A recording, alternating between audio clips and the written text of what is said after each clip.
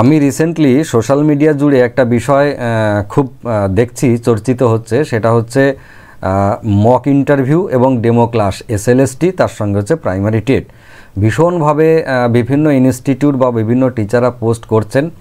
আপনাদের এই ধারণাটাই নেই যে একটা ক্যান্ডিডেট যদি সে চাকরিতে জয়েন না করে যায় তাহলে তার আগে কোনোভাবেই তার মুখ সোশ্যাল মিডিয়ায় দেখাতে নেই, বিশেষ করে এই ধরনের মক ইন্টারভিউ বা ডেমো ক্লাস দিয়ে। এতে ক্যান্ডিডেটের নিজের উপরে মারাত্মকভাবে ইফেক্ট পড়ে। অরিজিনাল ইন্টারভিউ বোর্ডে যারা থাকবেন তারা যদি এই জিনিসটা দেখতে পান তাহলে সেক্ষেত্রে মারাত্মকভাবে নেগেটিভ হতে পারে। এই জ্ঞানটা আপনাদের নেওয়া উচিত ছিল, এই জ্ঞানটা আপনাদের থাকা উচিত ছিল। যারা সামান্য ভিউ পাওয়ার ইচ্ছায় বা ক্যান্ডিডেট পাওয়ার ইচ্ছায় এই ধরনের ঘৃণ্য কাজ করেন, আমি তাদের জন্য মারাত্মকভাবে বিরোধিতা করছি। আপনাদের এটা বোঝা উচিত, আমাদের ভারতবর্ষের এই মুহূর্তে সবথেকে বড় এবং ভালো মক ইন্টারভিউ ইনস্টিটিউট হচ্ছে দৃষ্টি আইএএস, যেটার ভিডিও আমরা কম বেশি সবাই দেখেছি, মক ইন্টারভিউ দেখেছি। ওনারা যে ভিডিওগুলো পোস্ট করেন সেটা অবশ্যই জনসাধারণকে শেখানোর জন্য, জানানোর জন্য, বোঝানোর জন্য যে একটা মক ইন্টারভিউ কেমন হতে পারে অরিজিনালের মতো করেই। যারা ইন্টারভিউ নেন তারা ম্যাক্সিমাম জনই আইএএস বা আইপিএস, ফলে তাদের এই জ্ঞানটা আছে যে কিভাবে মক ইন্টারভিউ নিতে হয় বা ক্যান্ডিডেটের উত্তরের কিভাবে প্রত্যুত্তর দিতে হয়, সেখান থেকে কি কি শেখা যায় বা শেখানো যায়। এবারে যারা সেখানে মক ইন্টারভিউ দিচ্ছেন বলে আমরা দেখি তারা কিন্তু অলরেডি জয়েন করে গেছেন, তারা তাদের চাকরিতে জয়েন করে গেছেন, তবে গিয়ে প্রিভিয়াসলি তাদের যে মক ইন্টারভিউ ছিল সেটাকে তারা সোশ্যাল মিডিয়াতে আপলোড করছে। কিন্তু আপনারা কি করছেন, আজকে মক ইন্টারভিউ ছেলেটা দিয়ে গেল বা ক্যান্ডিডেট দিয়ে গেল, সে বাড়ি যেতে না যেতেই তার ভিডিও আপনারা সোশ্যাল মিডিয়া আপলোড করে দিলেন। আপনারা নিজেরাও জানেন না এই ক্যান্ডিডেটের কতটা ক্ষতি হচ্ছে।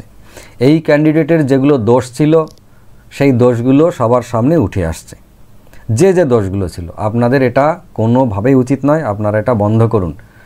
আর আমরা যে ইন্টারভিউ বা মক ইন্টারভিউ নিচ্ছি গত 14 বছর ধরে বিভিন্ন ডিপার্টমেন্টের, আমাদের কোনো ইন্টারভিউ আমরা এখনও পর্যন্ত সোশ্যাল মিডিয়াতে আপলোড করিনি।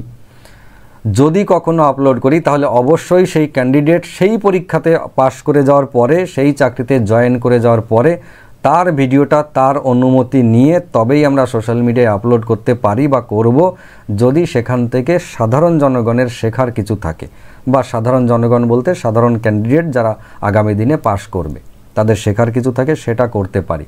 কিন্তু কখনোই আমরা এটা করি না। আর একটা বিষয় হচ্ছে, ভিডিও রেকর্ডিংয়ে কখনো ক্যান্ডিডেটের ফেস দেখাতে নেই। ফেস দেখাতে হয় যারা ইন্টারভিউ নিচ্ছেন তাদের, ক্যান্ডিডেটের হয় সাইড দিয়ে অথবা পিছন থেকে রেকর্ড করতে হয়। এই বোধটাও আপনাদের নেই। যারা এই ধরনের ইনস্টিটিউটে ইন্টারভিউ দিতে যাচ্ছেন তারা সাবধান হয়ে যান, নিজের বিপদ নিজেই ডেকে আনছেন। আমরা এত বছর ধরে ইন্টারভিউ নিচ্ছি, এবারেও নেব, গতবারেও নিয়েছি।